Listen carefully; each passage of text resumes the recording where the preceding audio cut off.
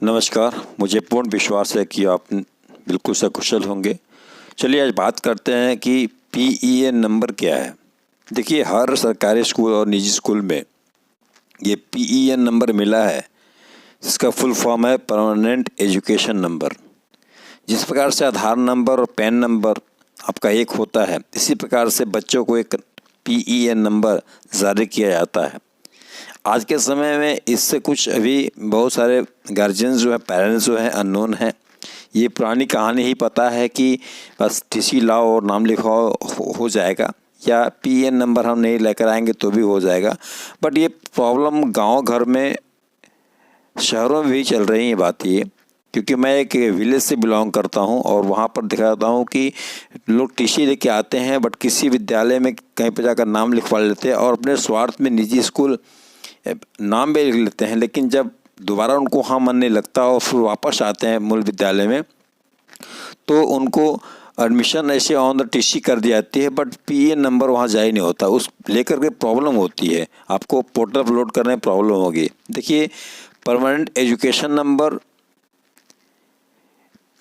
के बिना आने वाले समय में सरकारी और निजी किसी भी जगह पर नामांकन लोन होना लेना असंभव होगा। देखिए, अभी भी चल रहा है, प्रक्रिया शुरू हो गया है।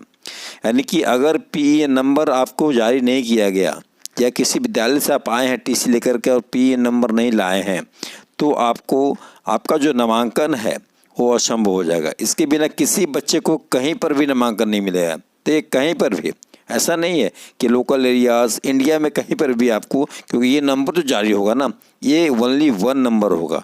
ये आपकी एक आईडी होगी, एक पहचान होगी, वो भी क्लास 1 से लेकर 12 तक इसकी पहचान जो इसी नंबर से होगी कि आप एक मतलब परमानेंट एजुकेशन नंबर आपको जारी हो जाएगा, जैसे पैन नंबर है, आधार नंबर है।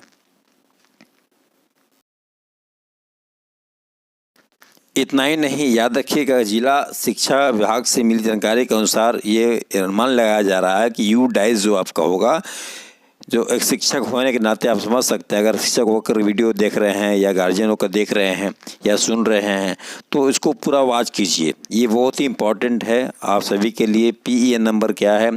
तो ऐसा कहा जा रहा है कि जिला शिक्षा विभाग से मिली जानकारी के अनुसार यूडाइस में बच्चों से जुड़ी कम से कम 53 टाइप्स यानी 53 प्रकार की जानकारी भरने का काम पूरा किया जाएगा। तो कम से कम बच्चा से रिलेटेड जो है ना 53 वर्क जो है आपको ऑनलाइन करने होंगे, उनके बारे में इंफॉर्मेशन देने होंगे, जो विभिन्न तरह की होंगी। अगर आप शिक्षक हैं तो समझ रहे हैं कि किस तरह की बातें हुआ करती हैं, और सारी बातें जो है ऑनलाइन होंगी। ध्यान देने की बात यहाँ पर यह है कि बच्चों के टीसी काटने पर भी इस नंबर को भरना अनिवार्य होगा। देखिए, जब आप टीसी काटते हैं तो उस केस में आपको पीईएन नंबर उस पर टीसी पर दर्शाना होगा। अब नंबर नहीं भरने की स्थिति में बच्चों की ऑनलाइन टीसी जनरेट नहीं हो पाएगी।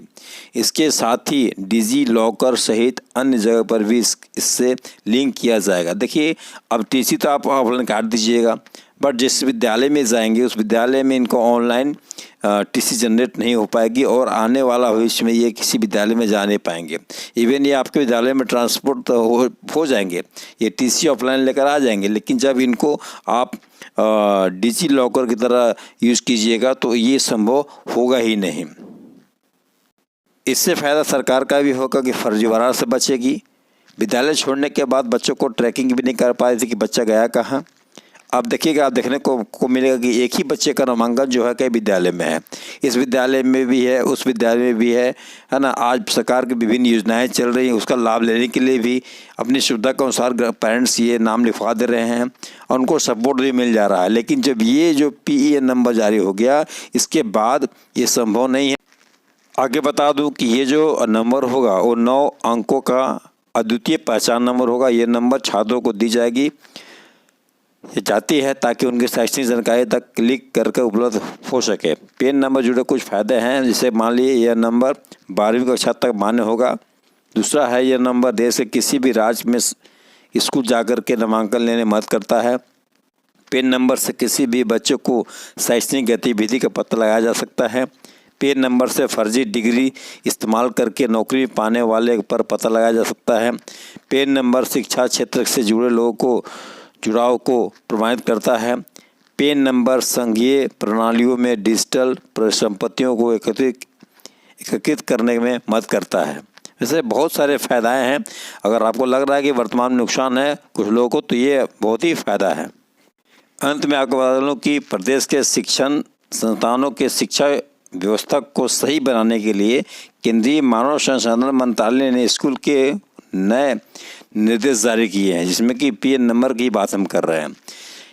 इन नए निर्देशों के मुताबिक सरकारी और निजी स्कूलों के बच्चों को ट्रैक करने के लिए आधार कार्ड की तर्ज पर परमानेंट एजुकेशन नंबर जारी किया जाएगा। पहले मैंने बताया ना कि आधार कार्ड और आपका जो पैन नंबर है, जो कि नंबर एक ही पूरे हिंदुस्तान में या कह सकते हैं पूरे विश्व में, उसी प्रकार से ये जो पीएन नंबर होगा ये जारी जो है ये बच्चों के लिए बहुत ही लाभप्रद है।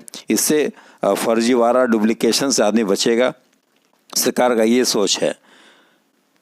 यूडाइस प्लस पोर्टल के जरिए सरकारी व निजी स्कूलों को पढ़ाने वाले बच्चों को 53 सूचनाएँ यूडाइस यानी unified district information system for education, जहाँ पर यूडाइस का बहुत लोग कहते हैं कि इसका मीनिंग क्या है, बहुत लोग जानते भी नहीं है।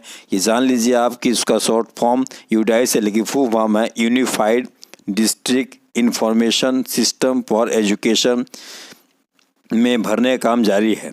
यह काम स्कूली स्तर पर हो रहा है। इसमें बच्चों की हेल्थ, हाइट, ब्लड ग्रुप, वज़न तक जिक्र है।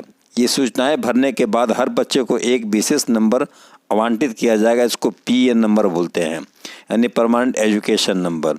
इस नंबर को परमानेंट एजुकेशन नंबर कहा गया है, नाम दिया गया है। यह नंबर स्कूल में बच्चों को संबंधित कई काम करने वाले के लिए अब इस नंबर का उपयोग करना होगा। तो ये जो जानकारी बहुत सारे शिक्षकों को नहीं है और बहुत सारे शिक्षक जान भी रहे होंगे। ये में कोई दो राय नहीं है सर कि मैं यहाँ पर कोई ट्यूटर नहीं हूँ, मैं पढ़ा नहीं रहा हूँ, लेकिन आप जान लीजिए अगर इसके बगैर किसी भी तरह काम नहीं होंगे। इस वीडियो बनने के लिए रहने के लिए धन्यवाद। Thank you very much.